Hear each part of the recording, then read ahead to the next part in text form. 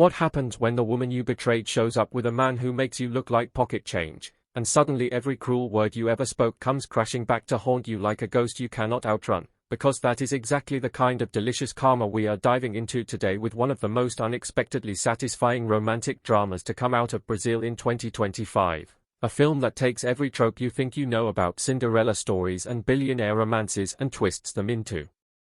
something that feels fresh, emotional, and deeply human, and I am talking about Encontrei Marido Bilionário e Sem-Teto para o Natal, which translates to I found a billionaire homeless husband for Christmas, and yes, that title is a mouthful. But trust me when I tell you that this movie earns every single word of that wild premise because it delivers on the promise of romance, revenge, redemption, and the kind of emotional journey that will have you screaming at your screen one moment and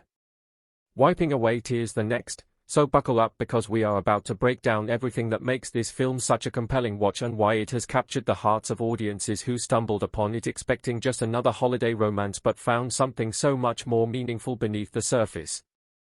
Before we continue, please subscribe to my channel Bongo Gaming, and let us know where you are listening from in the comments.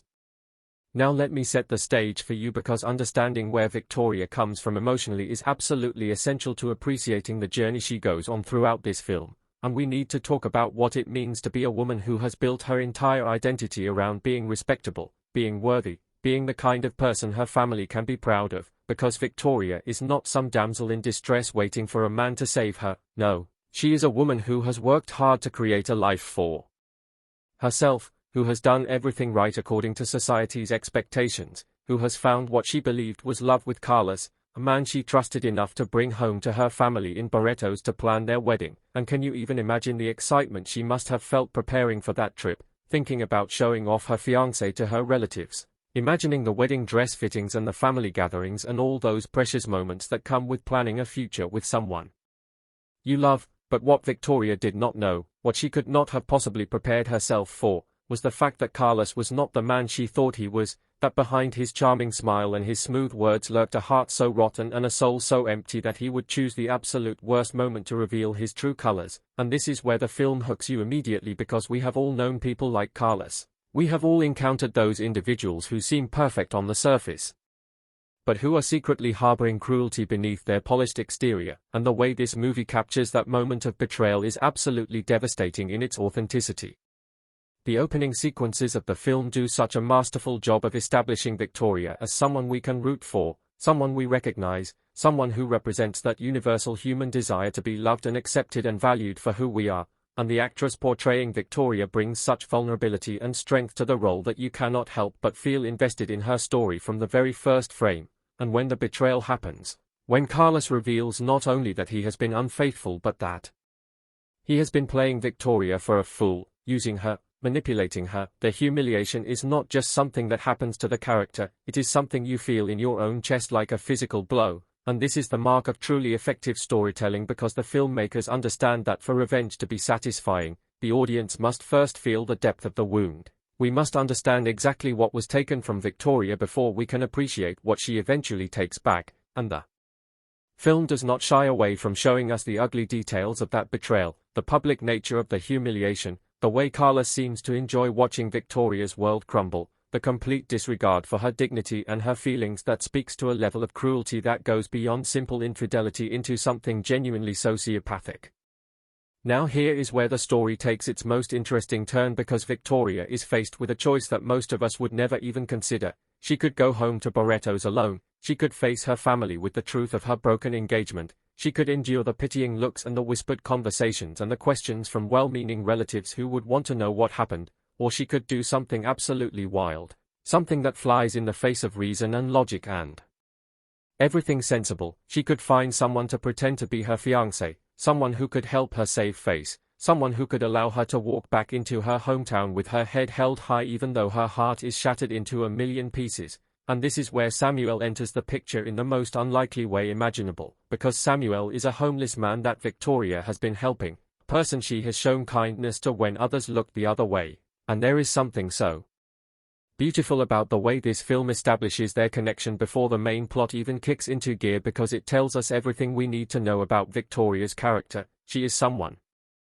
who sees the humanity in everyone, someone who does not look down on those who have less, someone whose heart is genuinely good even when the world has given her every reason to become bitter and closed off. And this is important because when she approaches Samuel with her outrageous proposal, when she asks him to pretend to be her new love interest so she can maintain her dignity in front of her family, we understand that she is acting out of desperation rather than manipulation. She is not trying to use Samuel, she is drowning and grasping for any lifeline she can find, and Samuel, being the man we will come to discover he truly is, agrees to help her. But here is the twist that elevates this film from a simple romantic comedy into something far more layered and intriguing, because Samuel is not actually homeless, or rather, he was never truly homeless in the way Victoria assumed. Samuel is actually the CEO of the prestigious Grupo Dinais, one of the most powerful business conglomerates in Brazil, a company that sits at the very top of the national rankings. And Samuel is a billionaire, a man whose net worth is so astronomical that Carlos and all his pretensions would look like a child playing with Monopoly money in comparison. And the question that drives the middle portion of this film is why? Why would a billionaire be living on the streets? Why would a man with all the resources in the world choose to experience life from the bottom of the social ladder? And the film handles this revelation with such care and thoughtfulness that it never feels gimmicky or cheap. There are real reasons for Samuel's choices, real pain in his past that led him to step away from his golden life, and as we learn more about him, as the layers of his character are peeled back one by one, we begin to understand that Samuel and Victoria are actually perfect mirrors of each other. Both of them have been hurt by people they trusted, both of them have experienced the particular kind of betrayal that makes you question everything you thought you knew about love and loyalty and human connection, and both of them are searching for something real in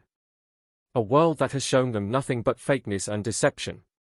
The journey to Barretos is where the film really starts to cook, because now we have this impossible situation where Victoria is bringing a man she barely knows to meet her entire family, a man she believes is homeless but who is actually one of the richest people in the country, and the comedy that emerges from this setup is genuinely delightful because Samuel is trying to play the role of a simple, humble boyfriend while simultaneously hiding his true identity, and there are moments where his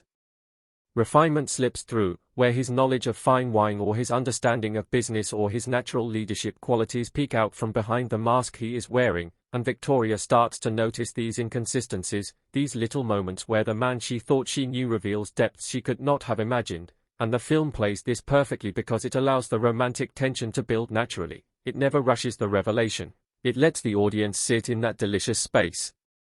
of knowing something the characters do not, watching as two people who are perfect for each other slowly begin to recognize that truth for themselves.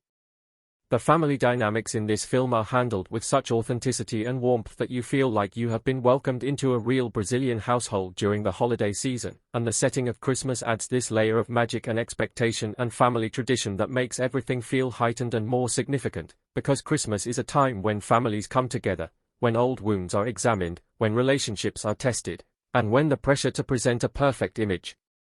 is at its absolute peak, and Victoria feels all of this pressure acutely. She wants so badly for her family to see that she is okay, that she has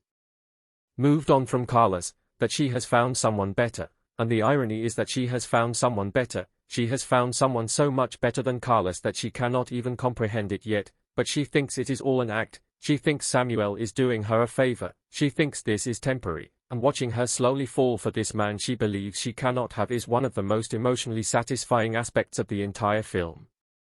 And then Carlos shows up, because of course he does, because this film understands that revenge is a dish best served in person, that there is no satisfaction in defeating an enemy who is not present to witness their own defeat, and the moment Victoria sees Carlos again for the first time since the betrayal is electric. You can feel the tension crackling through the screen. You can see the way her body goes rigid, the way her heart rate must be spiking, the way every painful memory comes flooding back in an instant. But something is different this time. This time Victoria is not alone. This time she has Samuel by her side, and even though she thinks he is just playing a role, even though she does not yet know the truth about who he is, his presence gives her strength, his support makes her feel like she can face anything, and this is one of the film's most powerful messages, that sometimes having someone in your corner, someone who believes in you, someone who sees your worth, even when you cannot see it yourself, can make all the difference between crumbling under pressure and rising to meet it. Carlos, for his part, is exactly the kind of villain you love to hate, arrogant and dismissive and so convinced of his own superiority that he cannot even imagine being outmatched, and the actor playing Carlos does such a fantastic job of making him detestable while also making him believable, because we have all met people like Carlos, people who coast through life on charm and privilege, people who use others without a second thought, people who believe that their money and their status make them untouchable, and the film takes great pleasure in slowly dismantling that arrogance, in showing Carlos that the woman he discarded is not only fine without him, she is thriving. She has found someone who treats her with respect and kindness and genuine affection, someone who makes Carlos look like the small, petty man he truly is, and watching Carlos realize that he made a terrible mistake. Watching him try to win Victoria back now that she is no longer easy prey, watching him face the consequences of his own cruelty. This is the kind of cathartic storytelling that audiences crave because it validates our sense of justice. It tells us that karma is real, that bad people do eventually face consequences for their actions, even if we do not always get to see it happen in our own lives. The romance between Victoria and Samuel unfolds against this backdrop of family gatherings and holiday celebrations and confrontations with the past, and what makes it work so beautifully is that both characters are being transformed by the experience. Victoria is learning to trust again, to believe that she deserves love, to let go of the fear and the shame that Carlos's betrayal left behind. And Samuel is being reminded of why connection matters, of what it feels like to be seen for who you really are rather than for your bank account, of the simple joys of human intimacy that his wealth could never buy him. And there are scenes between these two characters that are so tender and so genuine that you forget you are watching a film about billionaires and fake relationships and holiday drama. You just see two people falling in love, two souls recognizing each other, and that is the magic of good storytelling, that even the most fantastical premises can feel real when the emotional core is authentic. The Christmas setting allows the film to explore themes of family and belonging and what it truly means to come home, and Victoria's family is not presented as a monolith but as a collection of distinct individuals, each with their own opinions and their own dynamics and their own histories. With Victoria, there is the supportive sibling who immediately recognizes that something is different about Victoria's new boyfriend. There is the skeptical relative who does not trust anyone until they have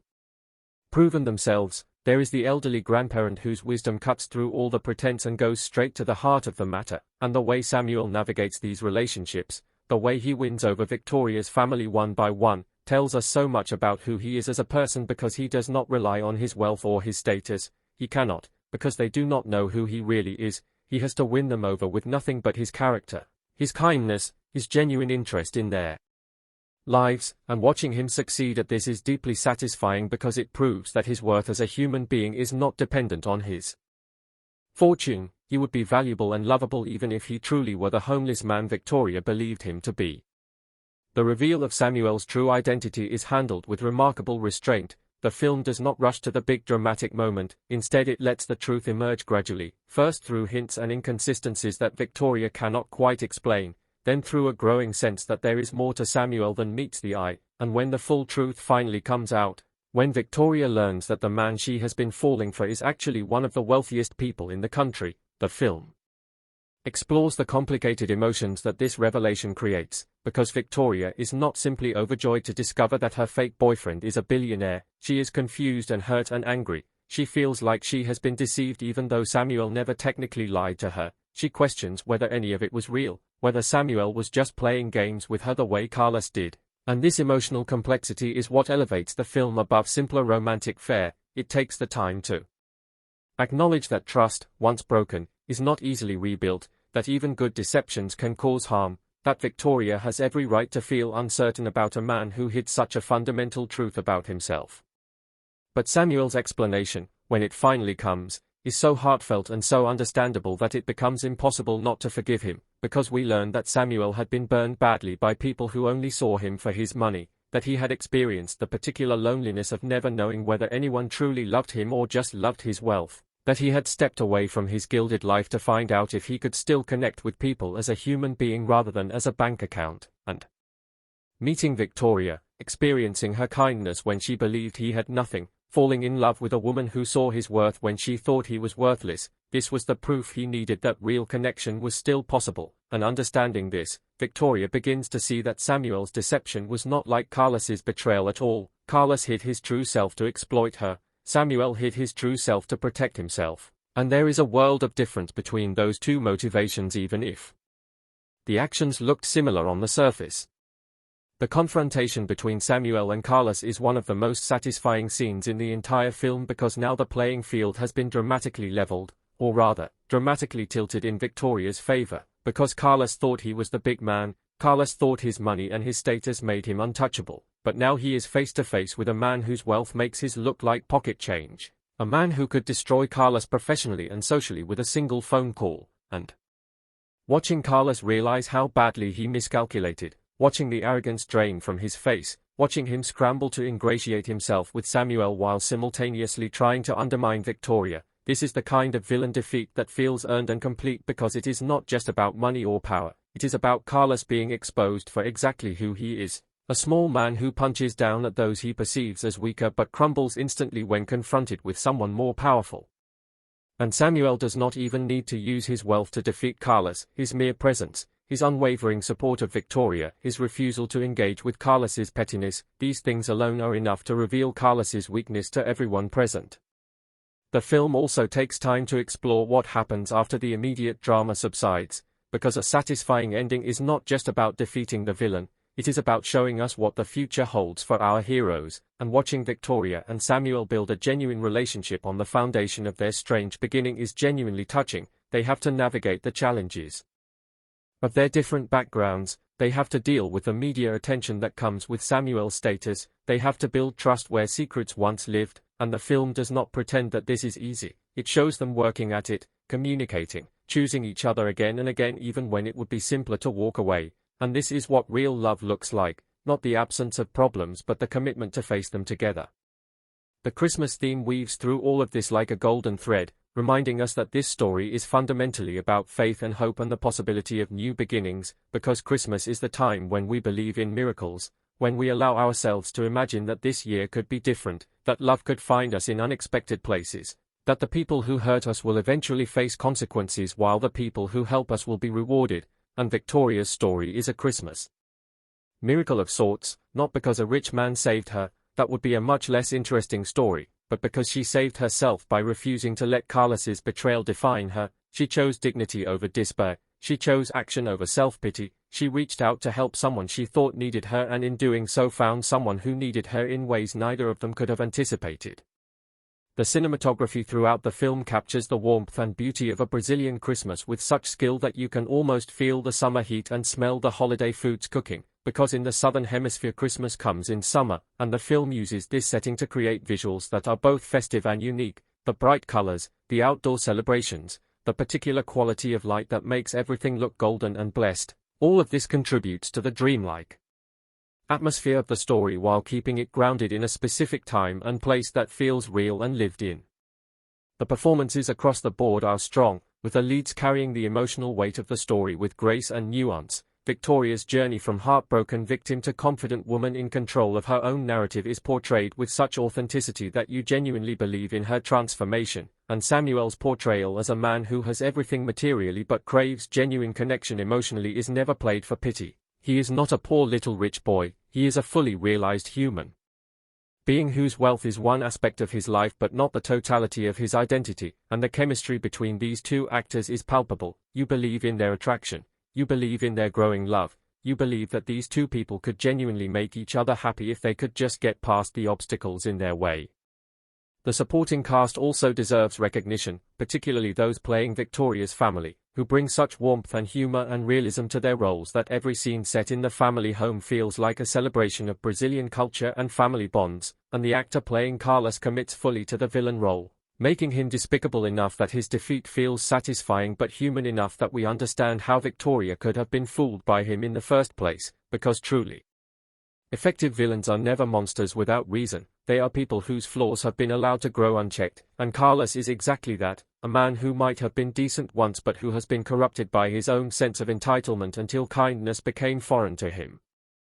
The pacing of the film is deliberate but never slow, each scene serves a purpose, each interaction reveals character or advances plot or establishes theme, and the runtime feels appropriate for the story being told, long enough to do justice to the emotional complexity but not so long that it drags or loses momentum. And the editing creates a rhythm that alternates between quieter character moments and more dramatic confrontations in a way that keeps the audience engaged throughout, never allowing us to become complacent, always building toward the next emotional peak while giving us valleys to catch our breath and process what we have witnessed. The dialogue in the film is notably naturalistic. Characters speak like real people rather than mouthpieces for themes, and while there are certainly moments of heightened drama where characters say things that are perhaps more eloquent than everyday speech, these moments are earned by the circumstances. When Victoria finally tells Carlos exactly what she thinks of him, when Samuel explains why he chose to live among the homeless, when Victoria's grandmother shares her wisdom about love and forgiveness, these speeches feel like the natural culmination of everything that came before rather than artificial insertions of message into story.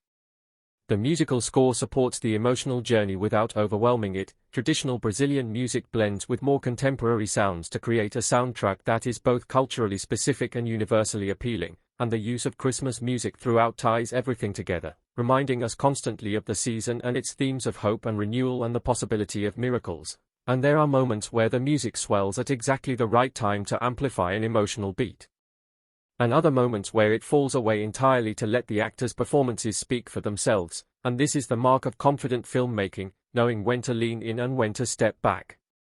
The themes explored in this film are timeless even as the specific details are contemporary and culturally specific. The idea that worth is not determined by wealth, that kindness shown to those who cannot repay it reveals true character, that betrayal can be overcome but never forgotten, that the best revenge is living well, that family means accepting people as they are rather than as you wish them to be. All of these ideas resonate across cultures and generations because they speak to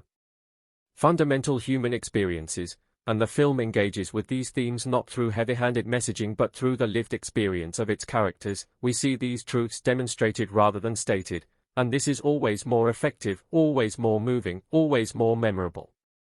The audience response to this film has been remarkable, particularly among viewers who discovered it unexpectedly and found themselves completely absorbed in Victoria's story. Social media has been filled with discussions about favorite scenes and character analyses and predictions about sequels, and this kind of engaged viewership is a sign that the film has struck a chord, that it is giving people something they did not even know they needed, a fantasy that feels achievable, a romance that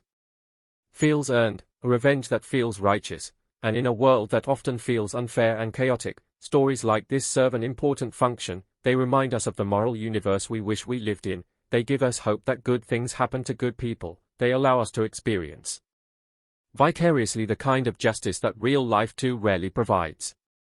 The cultural impact of the film extends beyond simple entertainment. It has sparked conversations about class and wealth in Brazilian society, about the ways we treat homeless individuals, about the assumptions we make based on appearance, about the pressure women face to perform success and happiness even when they are struggling internally. And while the film is not primarily a social commentary, these themes are woven into the fabric of the story in ways that invite reflection without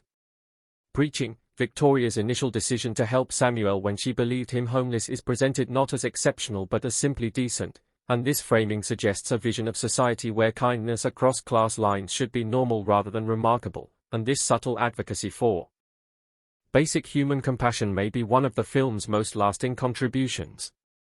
As we approach the final act of this story, all the threads begin to come together in ways that feel both inevitable and surprising. Victoria and Samuel have moved past the revelations and recriminations. They have chosen to build something real together. Carlos has been thoroughly defeated not just in the social arena but in his own heart, forced to confront the emptiness of his life and the bankruptcy of his values. Victoria's family has embraced Samuel not because of his wealth, which they may or may not know about by this point, but because of the way he treats Victoria, the way he looks at her, the way he makes her laugh again after she had almost forgotten how, and the Christmas celebration that closes the film is not just a holiday party but a celebration of new beginnings, of second chances, of the possibility that even after devastating loss, joy can return if we are brave enough to let it in. The final scenes of the film are so full of warmth and hope that they leave you feeling genuinely uplifted, not in a shallow, saccharine way but in a deep, earned way that comes from having accompanied these characters through their struggles and witnessed their triumphs. And when Victoria looks at Samuel, when she sees not the homeless man she helped or the billionaire he turned out to be but simply the person she loves, the man who saw her at her lowest and chose to lift her up, the partner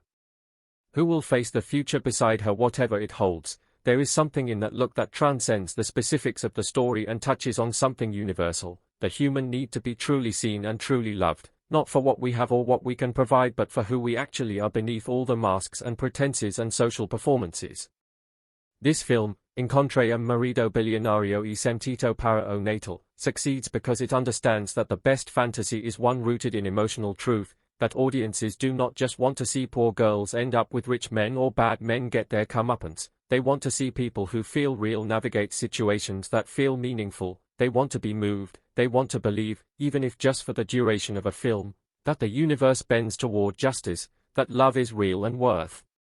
fighting for, that Christmas miracles can happen to people like us if we just keep our hearts open, and this film delivers on all of these desires while also being beautifully made, excellently acted, and culturally rich in ways that make it both specifically Brazilian and universally human.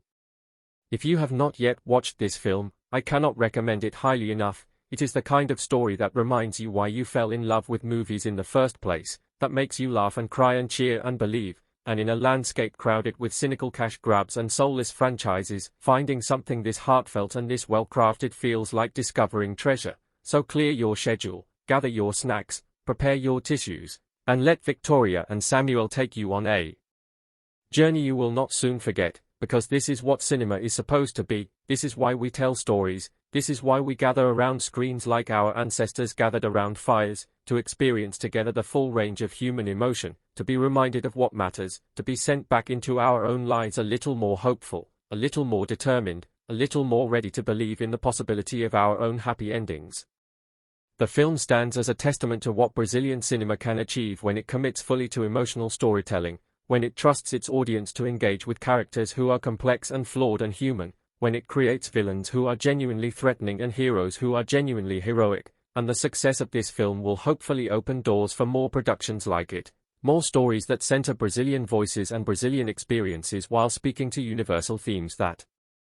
resonate with audiences everywhere, because good storytelling knows no borders, emotion is the universal language, and this film speaks it fluently. In the final analysis, Encontrei Marido Bilionário e Sem-Teto para o Natal is more than just a holiday romance or a revenge fantasy or a Cinderella story. It is a meditation on worth and authenticity, on the masks we wear and the truth beneath them, on what it really means to save someone and be saved in return, and if you give it a chance, if you let yourself be drawn into Victoria's world and Samuel's mystery and the warmth of a Brazilian Christmas, you will find something rare and precious, a film that makes you feel, that makes you think, that makes you believe in the possibility of happy endings even as it acknowledges the reality of the pain that must be overcome to reach them. And what more could we possibly ask from our stories than that? What greater gift could any film give us than the reminder that even in our darkest moments, when betrayal has broken our hearts and humiliation has stolen our dignity, there is always the possibility of something better waiting just around the corner, perhaps in the most unlikely place, perhaps in the most unexpected person, perhaps in a homeless man who turns out to be a billionaire, or perhaps just in ourselves, in our own capacity for resilience and hope and love, because ultimately that is what this film is really about, not the external transformation of Victoria's circumstances but the internal transformation of her spirit, from someone who felt broken and ashamed to someone who knows her own worth and refuses to accept anything less than she deserves, and that transformation, that reclamation of dignity and self-respect, is available to all of us, regardless of whether a handsome billionaire happens to be sleeping on the bench outside our favorite coffee shop, and that is the true magic of this film, the true miracle of this Christmas story, the reminder that we all have the power to change our stories, to refuse the roles others have cast us in, to write our own endings even when the beginning and middle have been written by people who did not have our best interests at heart, and with that thought, with that hope, with that beautiful possibility shimmering like Christmas lights on a warm Brazilian evening, I leave you to discover this film for yourselves, to let Victoria and Samuel into your hearts, to experience the joy and the pain and the ultimate triumph of their story, and to carry a little bit of that Christmas magic with you into whatever challenges and possibilities await you in your own life.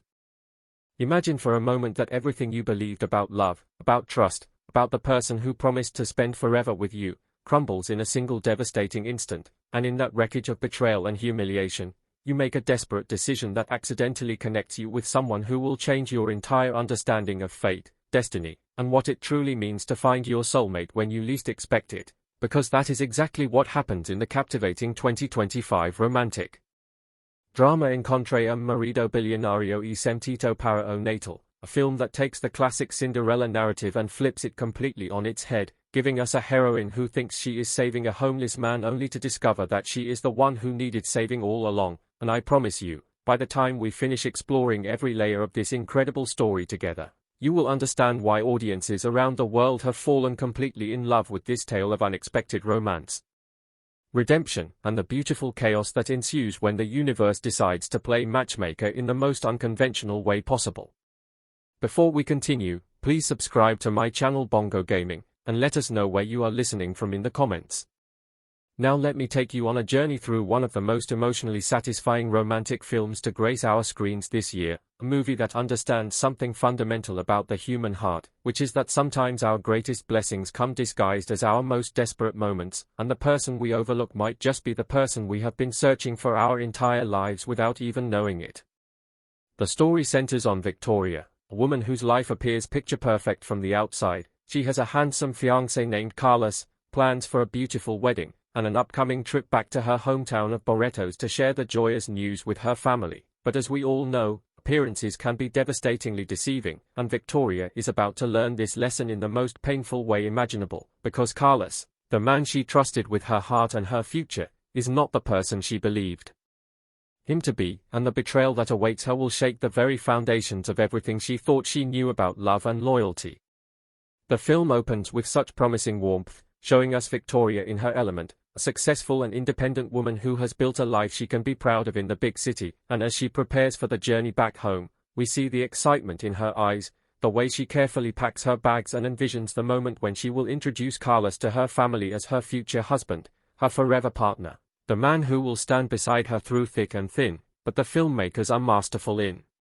the way they plant subtle seeds of doubt, small moments that perhaps only resonate on a second viewing, glances that Carlos exchanges with his phone, a certain coldness in his touch that Victoria seems too blinded by love to notice, and this careful construction of the narrative makes the eventual revelation hit with the force of an emotional earthquake, because we as the audience begin to sense that something is terribly wrong even before Victoria herself realizes it. The journey to Barretos should have been a celebration, a romantic road trip filled with dreams of the future and whispered promises of forever, but instead it becomes the setting for Victoria's complete and utter humiliation, and when the truth about Carlos finally emerges, when his betrayal is exposed in all its ugly reality, we feel every ounce of Victoria's pain because the film has done such an incredible job of making us invest in her happiness, her dreams, her belief in love, and watching those dreams shatter is genuinely heartbreaking in a way that only the best romantic dramas can achieve.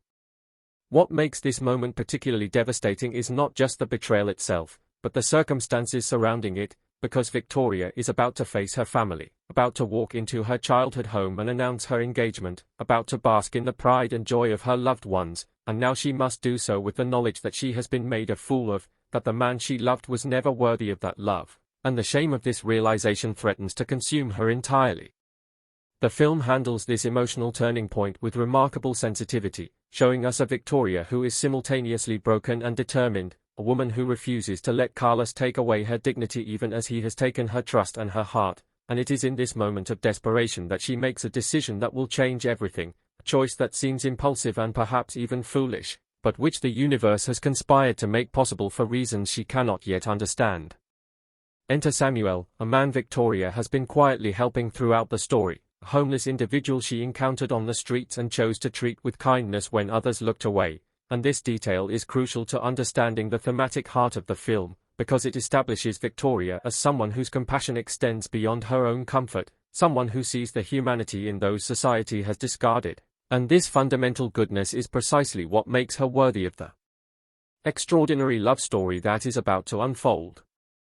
When Victoria approaches Samuel with her desperate proposition, asking him to pretend to be her fiancé so she can maintain her dignity in front of her family, she believes she is offering him something, a chance to experience luxury and comfort, even if temporarily, a break from the hardships of life on the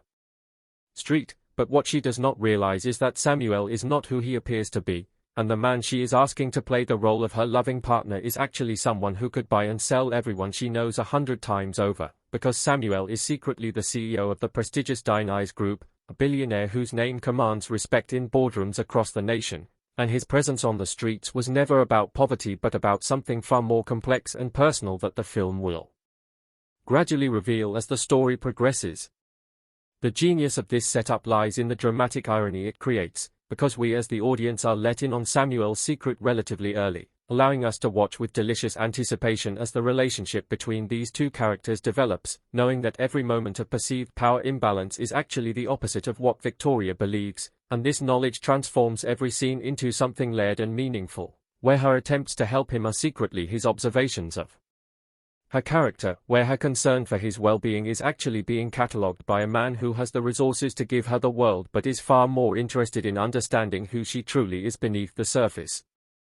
The film takes great care in developing Samuel's backstory, and while I will not reveal every detail because some surprises are too precious to spoil, what I can tell you is that his choice to live anonymously among those less fortunate was driven by a profound disillusionment with the world of wealth and privilege, desire to find someone who would love him for who he is rather than what he has, and in Victoria, he begins to see exactly the kind of person he had almost stopped believing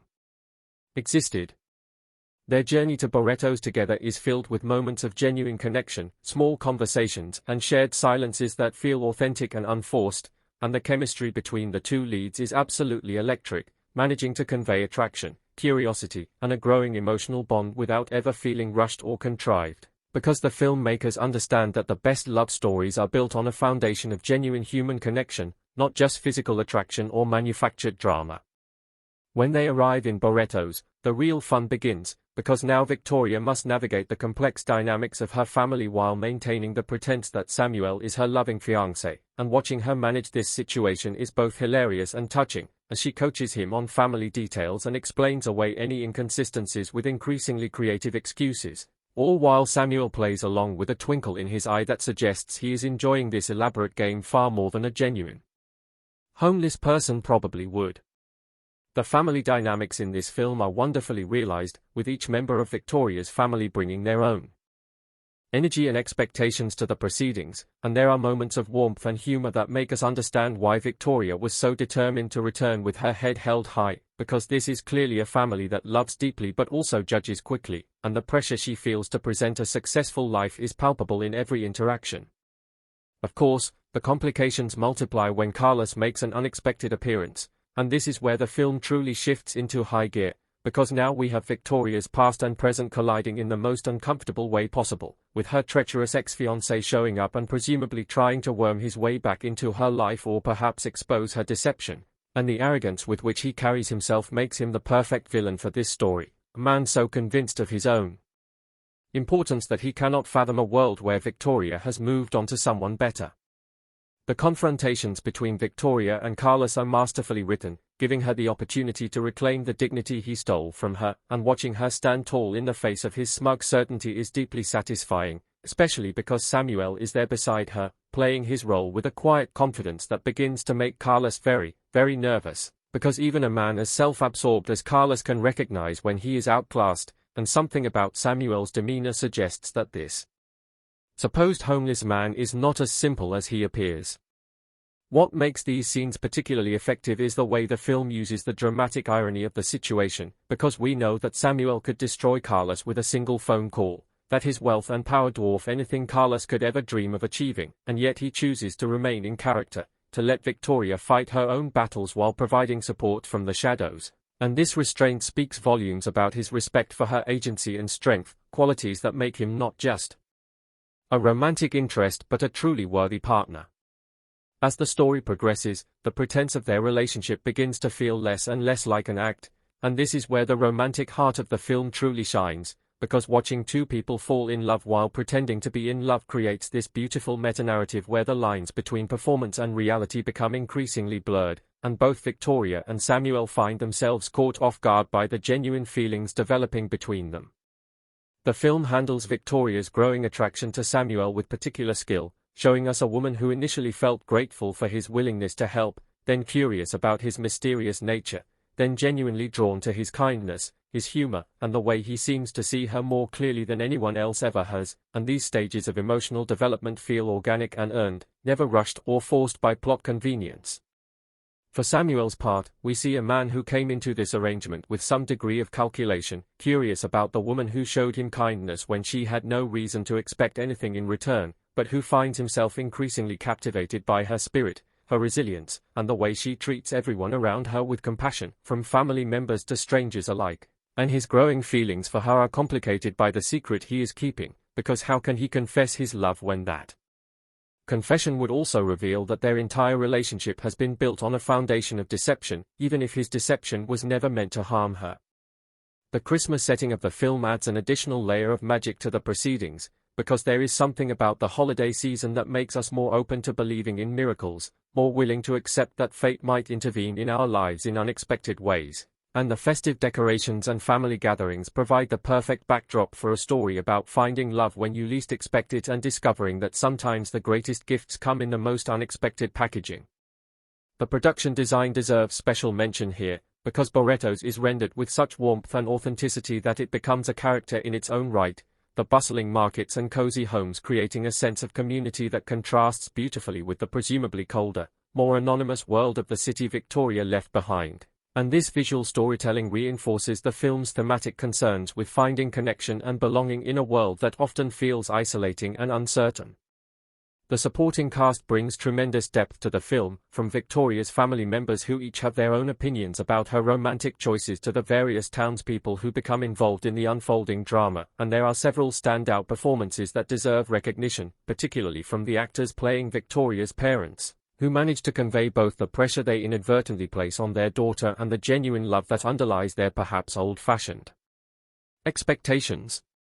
One of the film's greatest strengths is its refusal to take the easy path in terms of conflict resolution, because when challenges arise, and they arise frequently, the characters must actually work through them rather than having problems magically disappear, and this commitment to emotional realism makes the eventual triumphs feel genuinely earned rather than handed to the characters by lazy screenwriting. The midpoint of the film brings a significant revelation that threatens to derail everything Victoria and Samuel have built together, and while I will not spoil the specifics, I will say that this moment is handled with tremendous emotional intelligence, allowing both characters to experience genuine hurt and confusion while never losing sight of the deeper connection that has formed between them. And the scenes that follow this crisis point are some of the most affecting in the entire film, showcasing the lead's considerable acting talents and the director's skilled handling of intimate dramatic moments. What strikes me most about this film is the way it subverts expectations while still delivering the satisfying romantic beats that audiences crave, because yes, this is ultimately a story with a happy ending, but the journey to that ending is filled with genuine obstacles and emotional complexity that elevate it far above typical romantic comedy fare, and the message that emerges is not simply that love conquers all, but that love requires honesty, vulnerability, and a willingness to see past surfaces to the truth of who someone really is. The character of Carlos serves as an effective foil throughout, representing the kind of love that is based on superficiality and convenience, the love that Victoria thought she wanted before life opened her eyes to something better, and his attempts to reinsert himself into her life only serve to highlight how far she has come and how clearly she now sees the difference between genuine connection and hollow pretense. There is a particularly satisfying sequence in the third act where Carlos's schemes catch up with him, and while I will not detail the specifics, I will say that the film delivers exactly the kind of comeuppance that audiences hope for without making it feel petty or mean-spirited, because the focus remains on Victoria's growth and happiness rather than on revenge or retribution, which is a mature and ultimately more satisfying approach to storytelling. The reveal of Samuel's true identity is handled with remarkable delicacy, because this is the moment the entire film has been building toward, the point where all the dramatic irony pays off and Victoria must reconcile the man she has fallen in love with the reality of who he actually is, and the emotions that play across her face in this scene, the confusion, the sense of betrayal, the dawning understanding of what this means, are absolutely captivating to watch and speak to the actress's considerable talents. What makes Victoria's reaction so compelling is that her concerns are not about the money or the power that Samuel represents, but about the deception itself, about the fact that he allowed her to believe something false while she was opening her heart to him. And this is such a refreshing take on the secret billionaire trope because it shows a heroine who is not dazzled by wealth but rightfully concerned about the foundation of trust that any real relationship must be built upon. Samuel's explanation of his choices, his reasons for maintaining his disguise even as their feelings grew, is delivered with genuine emotion and vulnerability, and while the film does not let him off the hook easily, it also allows us to understand his perspective and the fear that drove his decisions, the fear of being loved for his fortune rather than his soul, which is a relatable anxiety even for those of us who will never have billions in the bank. The resolution of this conflict is earned through genuine emotional work, through conversations and confrontations and moments of honest reflection, and when Victoria and Samuel finally come together with full knowledge of who they both are and what they want, it feels like the culmination of a real relationship rather than a fairy tale fantasy, which makes it somehow more romantic rather than less. The film's climax takes place during a Christmas celebration that brings together all the various plot threads and character arcs, and watching everyone converge for this final act is tremendously satisfying, with long-time grudges being resolved, misunderstandings being cleared up, and love being declared in ways that make your heart sing, and if you are anything like me, you will find yourself smiling through tears at the sheer emotional catharsis of it all. Beyond the central romance, the film has interesting things to say about class, perception, and the way society values people based on external markers of success, because Samuel's experience living as a homeless person has given him insights into human nature that his privileged upbringing could never have provided, and Victoria's willingness to show kindness to someone society had discarded is positioned as her most important quality, more valuable than beauty or success or any of the other attributes that typically define romantic heroines. The Christmas theme is woven throughout with skill and intention, because this is ultimately a story about the Christmas spirit in its truest sense, about generosity and kindness and the miracle of connection between human beings, and the fact that Victoria first encountered Samuel through an act of charity gives the entire romance a spiritual dimension that resonates deeply, especially for viewers watching during the holiday season. The cinematography deserves special praise for the way it captures both the intimate moments between characters and the larger scope of the settings, with the contrast between the bustling city and the warmth of Barrettos being particularly effective, and there are several shots that are genuinely beautiful in a way that elevates the film beyond its genre conventions, suggesting that the creative team took their work seriously and wanted to deliver something visually memorable. The musical score is another highlight, providing emotional underscore that enhances rather than overwhelms the dramatic moments, and there is a main theme that recurs throughout the film that I found myself humming long after the credits rolled, which is always a sign of effective film composition, and the way the music shifts between romantic, comedic, and dramatic registers mirrors the film's own tonal versatility. Speaking of tone, this is a film that manages the difficult task of being genuinely funny while also achieving emotional depth, which is harder than it sounds because so many romantic comedies sacrifice one for the other, either going broad for laughs at the expense of character development or becoming so serious that they forget to entertain, but this film finds the sweet spot, delivering moments of genuine hilarity alongside scenes that will absolutely make you cry. The humor often derives from the situational comedy of the premise, the inherent absurdity of a billionaire pretending to be homeless while his supposed rescuer worries about whether he knows which fork to use at dinner. But there is also witty dialogue and physical comedy and the kind of comedic timing that suggests the cast had real chemistry both on and off screen. The pacing of the film is nearly perfect, which is notable for a story that presumably runs close to 2 hours, because there is not a single scene that feels unnecessary or a moment where the attention wanders, and this economy of storytelling is something that many bigger budget productions could learn from, the understanding that every scene should either advance the plot, develop character, or ideally do both simultaneously. For audiences who appreciate romance with substance, this film delivers in abundance, giving us not just a love story but a meditation on what love actually means, on the difference between loving someone for their circumstances and loving them for their essence, and the answer the film arrives at is both heartwarming and thought-provoking, suggesting that true love is possible only when we are willing to see and be seen without the masks we typically wear. Victoria's journey from heartbroken and humiliated to confident and beloved is the emotional backbone of the film, and watching her reclaim her power over the course of the story is tremendously satisfying, especially because that reclamation comes not from external validation but from internal growth, from learning to trust her own worth and demand treatment that reflects her value.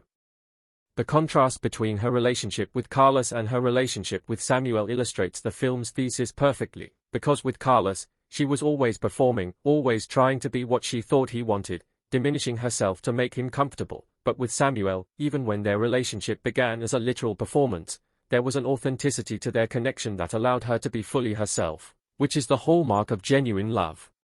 Samuel's character arc is equally compelling, taking him from a cynical man who had lost faith in humanity to someone who believes in love again because of the example Victoria set, and his willingness to remain in his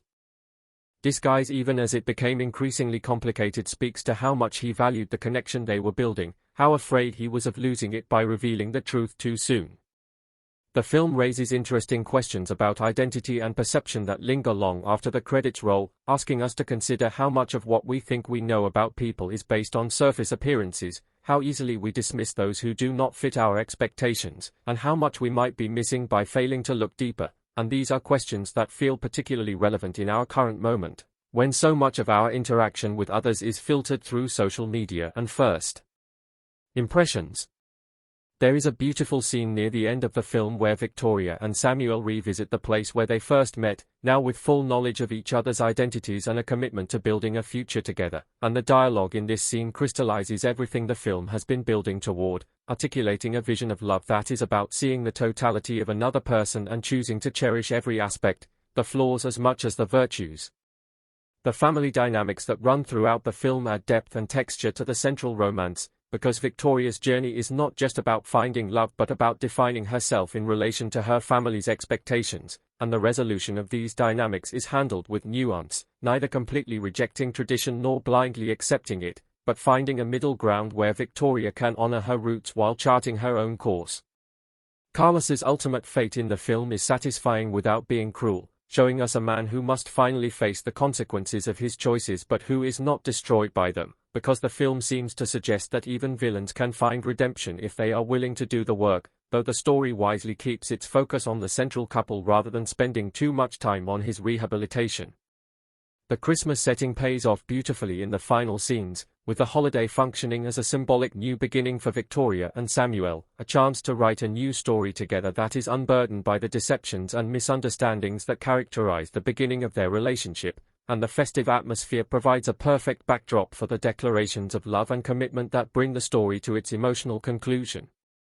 For viewers who are tired of romance narratives that reinforce problematic power dynamics or feature passive heroines waiting to be rescued, this film offers a refreshing alternative, because Victoria is always an active participant in her own story, making choices and facing consequences and growing as a person, and her relationship with Samuel works precisely because it is a partnership of equals, each bringing their own strengths and vulnerabilities to the table.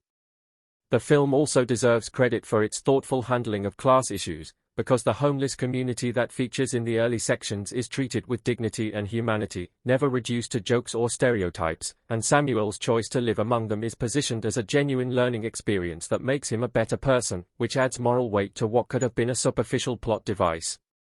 The performances across the board are excellent, with the leads demonstrating the kind of chemistry that cannot be manufactured, and the supporting cast providing essential grounding that makes the more fantastical elements of the plot feel plausible, because when everyone around our main characters is reacting realistically, it becomes easier to accept the romantic fairy tale unfolding at the center. The dialogue sparkles throughout, managing to be witty without feeling artificial, emotional without becoming maudlin, and romantic without tipping into cheese, which is a delicate balance that many films attempt but few achieve, and the credit goes both to the screenwriters and to the actors who deliver these lines with conviction and naturalness. What I appreciate most about this film is its fundamental optimism, its belief that good people deserve good things and that kindness is ultimately rewarded, because while I understand the appeal of darker, more cynical stories, there is something valuable about art that affirms our better angels and reminds us that love and connection are possible even in a world that sometimes seems designed to isolate us. The technical aspects of the production are all polished and professional, from the cinematography to the editing to the sound design, and while this is not the kind of film that will win awards for technical innovation, everything is executed at a high level that serves the story and the performances, which is ultimately what matters most in a character-driven drama like this. For audiences wondering whether this film is appropriate for all ages, I would say it is firmly in the family-friendly romantic drama category, with nothing that would be inappropriate for older children or teens, and in fact, the messages about kindness, authenticity, and seeing beyond appearances make it an excellent choice for family viewing, particularly around the Christmas season when its themes will resonate most strongly. The runtime feels appropriate to the story being told, neither rushed nor padded, and the three-act structure is executed with precision, giving us a clear setup, confrontation, and resolution that feels satisfying and complete while still leaving room for imagination about what the future holds for these characters we have come to love. In terms of where this film sits within the broader romantic comedy genre, I would place it alongside classics that manage to balance humor and heart without sacrificing either, films that understand that the best comedy comes from character rather than gags and that the best romance comes from genuine connection rather than manufactured obstacles, and on that basis, I would recommend it to anyone who appreciates the genre at its finest. The cultural impact of this film, while still developing given its recent release, appears significant, with audiences responding enthusiastically to its feel-good message and its charming leads, and I predict it will become a perennial holiday favorite, the kind of film that families return to year after year as part of their Christmas traditions. For viewers in different cultural contexts, the film's themes translate universally, because the desire to be loved for who we truly are, the fear of judgment and rejection, and the hope that fate might bring the right person into our lives at the right moment, these are human constants that transcend specific cultural settings, and the Brazilian setting adds flavor and authenticity without limiting the film's appeal. The ending, which I will not describe in detail to preserve the experience for first-time viewers, manages to be both surprising and inevitable, the mark of truly effective storytelling, and the final image that closes the film is perfectly chosen, encapsulating everything the story has been about in a single visual moment that will stay with you long after the screen goes dark. As I reflect on this film and what makes it special, I keep coming back to its fundamental generosity of spirit, its willingness to believe in the possibility of transformation and redemption, its faith that people can change and grow and become better versions of themselves, and in a media landscape often dominated by cynicism and irony, this sincere embrace of romantic idealism feels almost revolutionary. The film does not shy away from showing us the darker aspects of human nature, the betrayal and arrogance and cruelty that characters like Carlos represent, but it also insists that these are not the whole story, that kindness and compassion and genuine love are equally real and perhaps ultimately more powerful, and this balance between acknowledging darkness and choosing light is what gives the film its emotional resonance. For anyone who has ever felt overlooked or undervalued, who has had their trust betrayed by someone they loved, who has wondered whether their person is really out there somewhere, this film offers comfort and hope in the form of a story that says yes, love is real, and it often comes from the most unexpected places, and the person you need might be standing right in front of you, disguised as something you never expected. The representation of strong female characters extends beyond Victoria herself to include her female family members and friends, each of whom has her own personality and perspective, and the film passes the Bechdel test easily, with multiple conversations between women about topics beyond romance, though of course romance remains the central focus given the genre. Samuel as a romantic hero offers an interesting model of masculinity, one that is confident without being domineering, wealthy without being ostentatious, and most importantly, willing to be vulnerable and honest even when it is difficult, and this portrayal feels progressive in ways that serve the story rather than feeling like a checklist of contemporary expectations. The film's treatment of homelessness, while not the central focus, is handled with sensitivity and avoids the condescension that sometimes characterizes depictions of unhoused individuals in mainstream media, and Samuel's experience living among this community is shown to have genuinely changed his perspective in ways that make him a better partner and person. In terms of rewatchability, this is definitely a film that rewards multiple viewings, because once you know Samuel's secret from the beginning, you can watch his performance throughout with new appreciation, catching subtle moments and expressions that take on different meaning in light of the full story, and this layered construction is a sign of thoughtful filmmaking. The film's message about the dangers of judging by appearances cuts both ways in the story, applying both to Victoria's initial assumptions about Samuel and to the broader social dynamics that cause people to be valued or dismissed based on external markers of status, and this thematic complexity gives the film intellectual substance to complement its emotional pleasures. For couples looking for a date night movie, this is an excellent choice that will leave both partners feeling romantic and appreciated, and for singles, it offers a comforting fantasy that is also grounded enough in reality to feel achievable rather than purely escapist, suggesting that love stories like this could happen to anyone who keeps their heart open. The chemistry between the leads cannot be overstated, because so many romantic films fail not because of poor writing or direction but simply because the central couple fails to ignite, and in this case, the spark is undeniable from their first scene together, building steadily into a flame that illuminates the entire production. I found myself emotionally invested in these characters in a way that surprised me, because I went into this film with moderate expectations and emerged completely won over, which is the best kind of cinematic experience, the one where a film exceeds what you thought it would be and reminds you why you love the medium in the first place. The directorial choices throughout are smart and showy, always in service of the story rather than calling attention to themselves, and while this approach might not win flashy awards, it is precisely what this kind of intimate character drama requires, a steady hand that knows when to step back and let the performances carry the emotional weight. The production values are high throughout, with the period between Christmas preparations and the holiday itself rendered with attention to detail that makes the setting feel lived in and authentic, and the costume design deserves special mention for the way it tracks character development, particularly in Victoria's journey from the clothing of a woman trying to please others to the style of someone comfortable in her own skin. For those who appreciate romance novels and have been waiting for film adaptations that capture the same emotional intensity, this film delivers exactly that experience, combining the wish-fulfillment fantasy of the genre with enough realism to feel genuinely moving, and I suspect it will find a devoted audience among those who have felt underserved by mainstream Hollywood's approach to romance.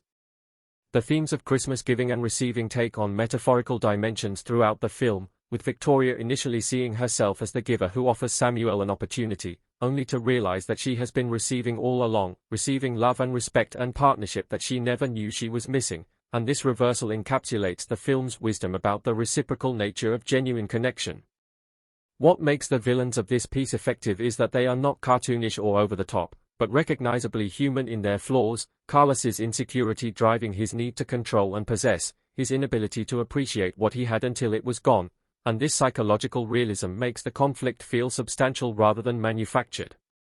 The film's conclusion manages to wrap up all its various plot threads without feeling rushed or contrived, giving each character a satisfying resolution that feels earned by everything that has come before, and the final scenes between Victoria and Samuel are genuinely touching in a way that managed to bring tears to my eyes, which does not happen often. In terms of cultural representation, the Brazilian setting is rendered with love and specificity, celebrating the traditions and values of the community while telling a story that feels universally applicable, and this balance between the specific and the universal is one of the marks of effective storytelling that connects across cultural boundaries. The film has something valuable to say about second chances and the possibility of reinvention, suggesting that our past mistakes do not have to define our futures, and that every day offers an opportunity to become the person we want to be, messages that feel particularly resonant in the context of a Christmas story about new beginnings. For anyone who has ever felt like they had to put on a mask to be loved, who has hidden parts of themselves out of fear of rejection, this film offers a powerful counter-narrative, showing that the right person will love us not despite our authentic selves but because of them, and that the risk of vulnerability is worth taking for the reward of genuine connection.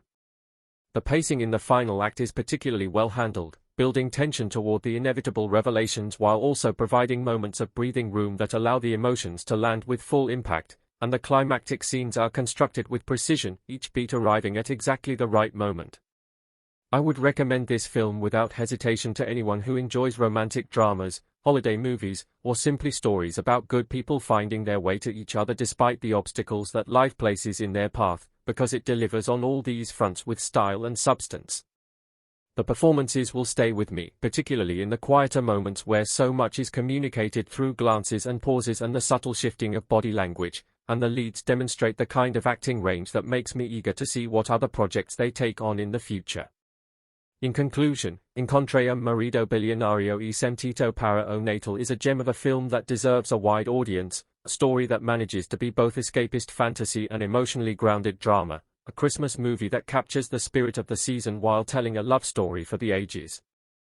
It reminds us that miracles can happen when we least expect them, that the person we need might be hiding in plain sight, and that love, real love, is worth every risk we take to find it. This is the kind of film that restores your faith in romance and leaves you with a warm feeling that persists long after the credits roll, and I cannot recommend it highly enough to anyone seeking a beautiful story beautifully told. The story continues with such emotional depth that I need to take you even deeper into the world that this film creates because there is so much more to explore about the characters and the themes and the moments that make this viewing experience unforgettable. And as we dive back into the narrative, I want you to picture the exact moment when Victoria first realizes that her entire understanding of Samuel has been fundamentally incomplete, because this is not a simple reveal where someone pulls off a mask and suddenly everything makes sense. No, this is a gradual awakening, a slow realization that builds over dozens of small moments until the truth becomes undeniable, and the filmmakers handle this with such sophistication that you find yourself discovering the truth alongside Victoria, piecing together clues that were there all along if only you had known where to look. And this shared journey of discovery creates a bond between the audience and the protagonist that is rare in cinema.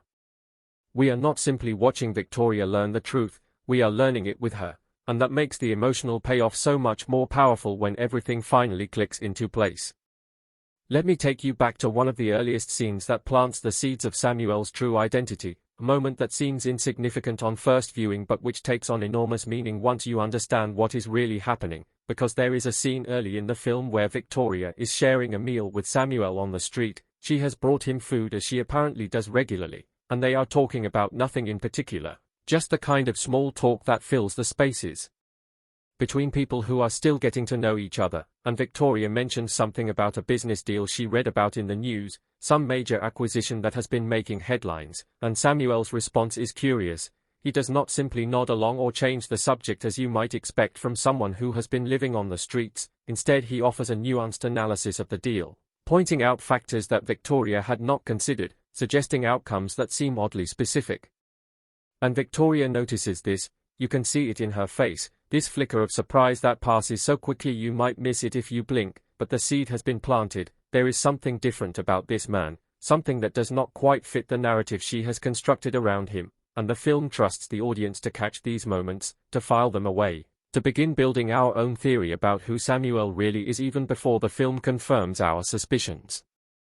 The relationship between Victoria and her family is one of the richest aspects of this film, and I want to spend more time exploring it because the dynamics at play here are so beautifully observed and so true to the experience of anyone who has ever returned home after being away, who has ever tried to present a certain image to relatives who remember you as a child, who has ever felt the weight of family expectations pressing down on you like a physical force, and Victoria carries all of this with her as she arrives in Barretto's with Samuel by her side. She carries the memory of every holiday gathering where aunts asked about her love life, every family dinner where cousins compared accomplishments, every phone call with her mother where the subtext was always about when she would settle down and make something of herself, and Carlos was supposed to be her answer to all of those unspoken questions. Carlos was supposed to be proof that she had figured it out, that she was worthy of the family's pride, and his betrayal did not just break her heart, it threatened to expose her as a failure in front of everyone whose opinion she cared about most, and understanding this context is essential to understanding why Victoria makes the choices she does, why she would rather bring a stranger to her family Christmas than face them alone, because for Victoria, being alone is not just lonely, it is evidence of inadequacy, it is confirmation of every fear she has ever had about not being enough.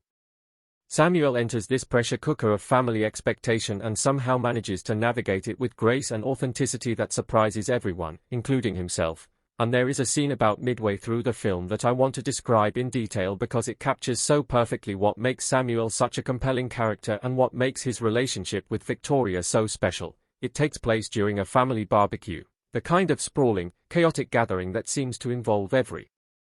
relative within 100 kilometers, and Samuel is in the thick of it. He is helping Victoria's uncle tend the grill, he is playing soccer with the younger cousins, he is sitting with the grandmother and actually listening as she tells stories about the old days, and Victoria watches all of this with an expression that shifts gradually from surprise to admiration to something that looks dangerously like love, because she had expected Samuel to struggle, she had expected him to feel out of place among her loud, opinionated, aggressively welcoming family. She had expected to have to run interference and make excuses and smooth over awkward moments, but none of that is necessary. Samuel fits, he belongs, and Victoria cannot understand how a homeless man she met on the streets of Sao Paulo could possibly be so comfortable in her family's world, could possibly charm her skeptical father and win over her protective brothers and make her grandmother laugh in a way Victoria has not seen in years. The answer, of course, is that Samuel has spent his entire adult life navigating social situations that require far more delicacy than a family barbecue. He has sat in boardrooms with hostile investors, he has negotiated deals worth billions with people who would destroy him without a second thought if they sensed weakness. He has attended galas and charity events and political functions where a single wrong word could tank stock prices or torpedo partnerships, and compared to all of that, Victoria's family is refreshingly straightforward. They say what they mean. They wear their hearts on their sleeves, They might be loud and intrusive, but their love is genuine and their acceptance, once earned, is unconditional. And Samuel finds himself relaxing into this environment in a way he never expected, shedding the armor he has worn for so long that he had forgotten it was there, allowing himself to simply be present with these people who want nothing from him except his company and his kindness. And this experience is transforming him just as much as it is transforming Victoria. Both of them are healing wounds they did not even know they had. Both of them are learning that the walls they built for protection were also prisons that kept out the very connection they craved.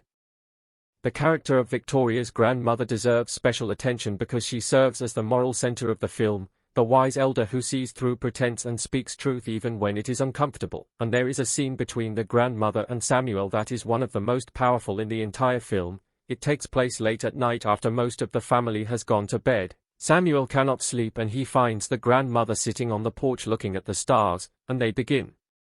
talking, slowly at first, dancing around the edges of deeper topics. But the grandmother has a way of asking questions that cut straight to the heart, and before Samuel knows what is happening he is telling her things he has never told anyone, not about his wealth, he keeps that secret, but about his loneliness, about his fear that he will never find someone who loves him for himself, about the exhaustion of always performing, always being what others expect, never being allowed to simply exist. And the grandmother listens without judgment. She does not offer easy answers or false comfort. She simply witnesses his pain, and by witnessing it helps him begin to release it. And when she finally speaks, her words are simple but profound. She tells him that the only people worth loving are those who would love you if you had nothing, that everything else is transaction disguised as affection. And Samuel hears this and something shifts in him. Because Victoria loved him when she thought he had nothing. Victoria showed him kindness when she believed he was homeless and hopeless. Victoria is exactly the kind of person the grandmother is describing, and in that moment Samuel knows with absolute certainty that his feelings for Victoria are real and that he must find a way to tell her the truth without losing her.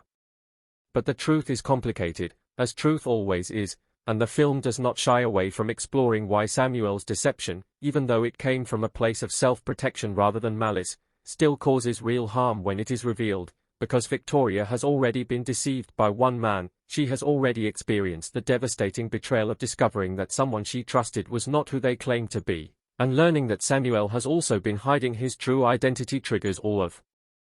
those old wounds. It does not matter that Samuel's deception was fundamentally different from Carlos's. It does not matter that Samuel's motives were sympathetic while Carlos's were cruel. What matters is that Victoria trusted Samuel, and that trust was built on incomplete information, and she has to wrestle with whether she can ever trust her own judgment again, whether she is doomed to be fooled by men who present false faces, whether there is something wrong with her that makes her vulnerable